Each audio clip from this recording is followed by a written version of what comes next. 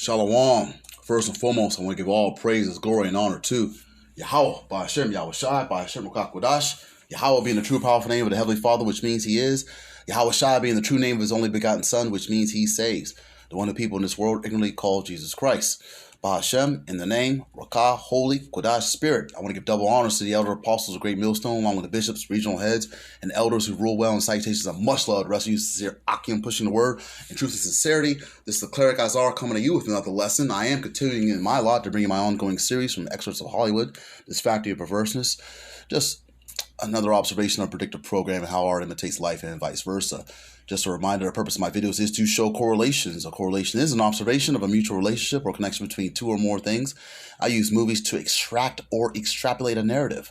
I'm not glorifying the Hollywood culture or life. I have a wide knowledge of films, whether they be foreign or domestic, and I just use them as an example to bring out those similarities and those correlations. To quote Cecil B. DeMille, the greatest source of material for motion pictures is the Bible. I'm not sure what I'd be... I know what I'm going to be calling this lesson. This lesson's going to be called... Iran implied or mentioned in Top Gun Maverick. Okay. Iran implied or mentioned in Top Gun Maverick. Okay. Let me just say I haven't seen this film, and I really did have a desire. I wasn't a really big fan of Tom Cruise, even when I was in the world. I don't know what it was. Maybe it was the plastic surgery, maybe it was the nose, I don't know. Maybe it was his attitude, I'm not sure. But leaving all that beside, when Top Gun Maverick came out, I can't front. When that trailer hit, I was really interested in checking it out. Probably because of the effects were so much better nowadays than they are back then. And but let me get right into it. Basically, I found this little I was doing my little series on Iran mentioned in movies, and I just happened to do a Google search, and I just tried to think of, I wrote, what other movies were Iran's mentioned, because I wanted to see what other films I could think of in my particular collection that I had that I could bring out for this particular lesson. And what was the first thing that popped up was Top Gun Maverick. And so I was on the phone with my uncle last night, and me and my uncle, my uncle's really the one who really got me into film, I should say. I guess more my uncle than my father, because my uncle, oh man, we can go hours talking about different films. So he had a chance to see, and I asked him if Iran was mentioned in the film. He couldn't recall, but it is implied. And I found this article, and I'm going to read it to you here. It is titled, "What is the Enemy Country in Top Gun Maverick? An Investigation." And it's by Michael Bauman. On theringer.com, and I'm going to read you some of this parts of this article, most of it if I can. Just as in the first Top Gun movie, Maverick and company never named the nation they're going up against in their super secret mission, but some aerial, topographical, and historical digging reveals the most likely candidate. Okay, if you saw Top Gun Maverick at some point during the past week, your hands are probably still shaking from the adrenaline rush, your eyes so far. Okay, let me just skip right here. The primary mission in Maverick, aside from the title character's confrontation with his own mortality, is for a group of impossibly handsome aviators possessed of a rare combination of precision, technique, and physical fitness to destroy a secret and illegal uranium enrichment facility in an unnamed country. Only these pilots, under Maverick's tutelage, could pull this bombing raid off. Perhaps not even them as Vice Admiral so frequently reminds the audience. Okay. Wow. The Top Gun films are the Department of Defense's greatest recruiting tool since the GI Bill. So naturally, the film doesn't say whose nuclear program Maverick and his students are ordered to annihilate. To do so will court a diplomatic kerfuffle from which the country would stand to gain nothing. Okay, but like Maverick, Rooster, Hangman, and their buddies, I was given a mission. My editors came to me, the idiot who... this is the author. My editors came to me, the idiot who 6 months ago wrote a long column about how Russia was no longer the techno-thriller enemy it used to be, confident that I could identify the anonymous villain in Top Gun Maverick, specifically that I could do so before government agents showed up to whisk me away to parts unknown for undermining the foreign relations of the United States. Well, mission accomplished. The enemy in Top Gun Maverick is Iran, and here's why. Okay, good. This is the bulk of the article here. Okay, knowing nothing else about the film, the specifics of the mission briefing make Iran the most likely country.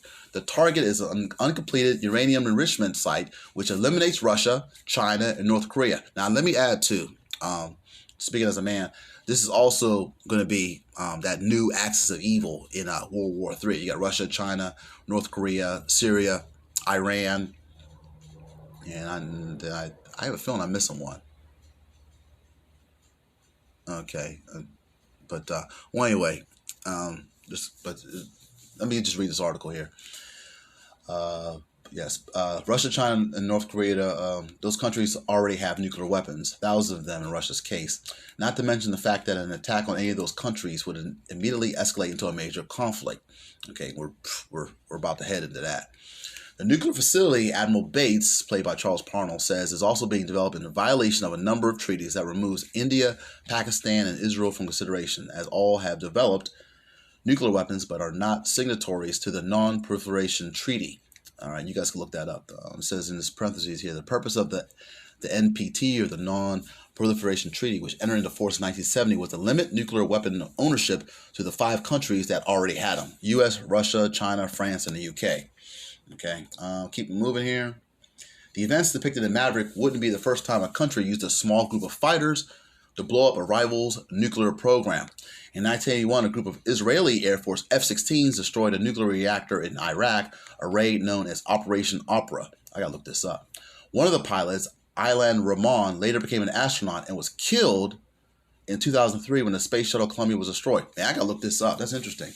The Maverick mission is similar to that, only multiplied by the Death Star trench run from Star Wars: A New Hope, with some added parental angst thrown in.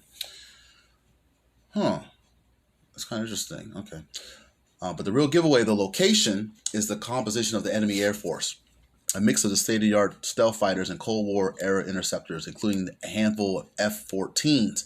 Let's deal with those one group at a time. The Boogeyman fighter in Maverick is referred to over and over as a 5th-generation fighter, which is a term used to describe a combat aircraft that meets certain criteria: sustained supersonic flight capability, stealth technology, and so-called super maneuverability, or the ability to vector engine thrust to perform maneuvers beyond what is possible under normal aerodynamics.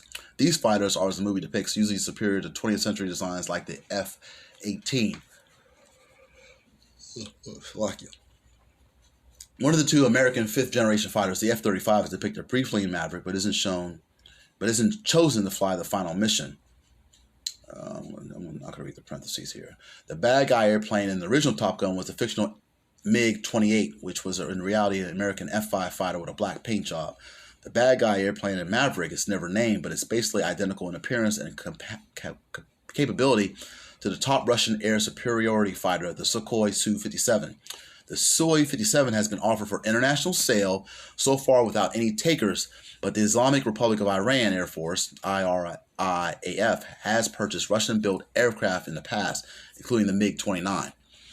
It is not unreasonable to believe Iran could buy the Su-57 sometime in the future. The IRIAF is somewhat syncretic in composition. Its inventory includes aircraft of Russian, French, British, and even American origin. And I'm going to go into that later on if this article doesn't, because I found something on Wikipedia. These have been purchased directly from manufacturers or captured from Iraq during the First Gulf War, crucially for the purposes of Maverick, were holdovers from before the revolution in 1979. Before the current regime took over, Iran was a monarchy whose leader, the Shah of Iran, enjoyed military support from the United States, including the sale of arms and aircraft. When the Shah was overthrown, the IRIAF, formerly called the IIAF, continued and continues even in 2022 to fly those American planes. That inventory includes the only 747 converted for use as an aerial tanker, which is cool, if not strictly relevant to the film, but also includes a few dozen F-14s. The unnamed enemy country stock of old F-14s is shown in satellite photo in the very first minutes of Maverick, and that alone should have been a giveaway. And let me go into Wikipedia, because I'm on that too, because this is what prompted me. All right, in the Wikipedia on Top Gun Maverick, when you go to the section on F-14s, it says production designer Jeremy Hindle said that using an F-14 Tomcat, which is featured in the first film, would have been difficult. There are no F-14s that fly because they have been decommissioned in the U.S. and all the engines have been taken out of them. He said that they were not able to use the active F-14 Tomcats in Iran, the only other country that acquired the aircraft, due to sanctions. The U.S. scuttled or disabled its vast fleet of F-14s once they were retired to prevent the illicit export of spare parts. With help from the Navy, the production team secured one F-14 from the San Diego Air and Space Museum in California. Hindle described further challenges, including dismantling and shipping the plane's components and making the aircraft as functional as possible, though still without engines. All right, where did I leave off in the other article? Back to the other article. Unlike most other American fighters, including the F/A-18 and F-35, the F-14 never caught on with foreign buyers. In fact, the handful of F-14s flown by the IRIAF are the only examples of the type ever exported overseas. They flew successfully against Iraqi fighters in the Iran-Iraq War in the 1980s, and they're currently the only F-14 unit still in action, since the U.S. retired its iconic interceptor in 2006. All right. It should have taken a massive plot contrivance to get Maverick back in the cockpit of the airplane that made him famous, but the contrivance exists in real life. I hope I'm pronouncing that right. The only realistic way Maverick could get into an airworthy F-14 today would be to crash land in Iran after bombing a nuclear facility, sneak onto an air base with another pilot, preferably the son of his long-dead best friend and steal one from the IRIAF. It'd be screenwriting malpractice if I can take advantage of these real-world circumstances. You know what? I'm right. I'm probably not going to read the rest of this, but well, let me keep on. Might go into something I need to hear here. There's always a possibility that Maverick just took inspiration from Iran's real-world F-14 squadrons without meaning to imply anything.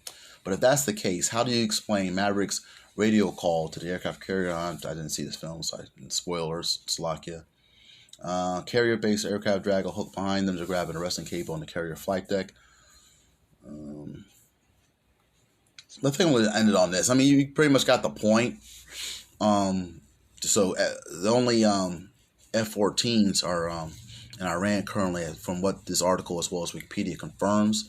And so the whole point of this lesson was just show that Iran wasn't specifically mentioned, but it's definitely implied in this particular film. And also just show you,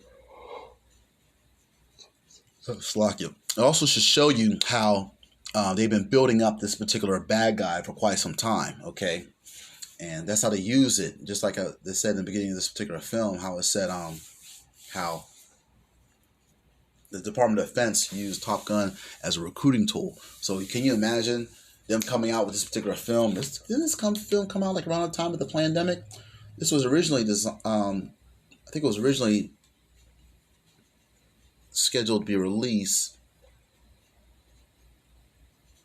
I'm checking now. Yep, it was initially scheduled to be released summer 2019, but it was delayed several times due to its complex action sequence, which I kind of disagree with. I think they were planning on this because, just like I finished reading, they were planning on, they wanted to get this thing going as far as the recruitment tool. They wanted to get it around, they wanted to time it just right. So they waited to premiere it on in 2022, okay? We were on CinemaCon in April, and then it came out in the United States in May 2022. Oh boy, I don't know why the devil's giving me these yawns. I wasn't yawning before I started this video. I must be just all right, but I probably need to check this film out just to see for myself. Let me scan ahead on this article again.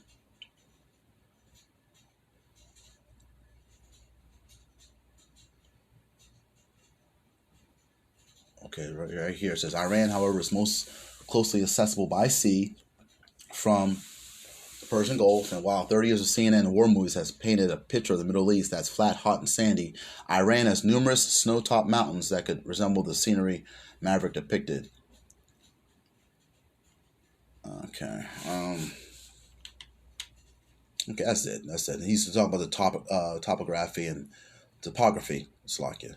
Topography of the what you see in the particular film, as it kind of is made to look like Iran, as far as like the mountain terrain, and this looks like the common mountain protected area, and it's located in Iran. Here we go. Let me read the conclusion of the article. It says, all the evidence points so clearly to one conclusion that is almost hard to trust. But what other country has a history of controversial nuclear experimentation, an Air Force that flies a mix of Russian and American-made fighters, including the F-14, and has mountains that a transonic fighter jet can reach from the sea in less than 5 minutes? Okay, so basically this guy came out and just said that, hey, you know, it's implied that Iran is mentioned in Top Gun Maverick. And I just wanted to bring that out. I was trying to think of another film that included Iran, and this just implied it. So I just wanted to drop that lesson in there and share it. Lord willing, this lesson was edifying. I want to give all praises to Yahweh, Ba'Shem Yahushua, who gives me the strength and the spirit to continue to strive and endure in these last days. Shalom to the hopeful elect, and on to the next video.